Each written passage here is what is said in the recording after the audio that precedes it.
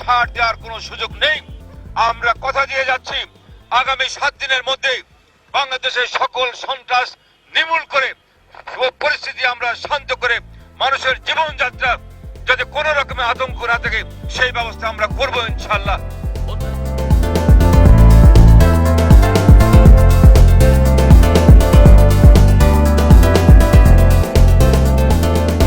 এক ব্যক্তিকে গুলি করে হত্যা করেছে দুর্বৃত্তরা।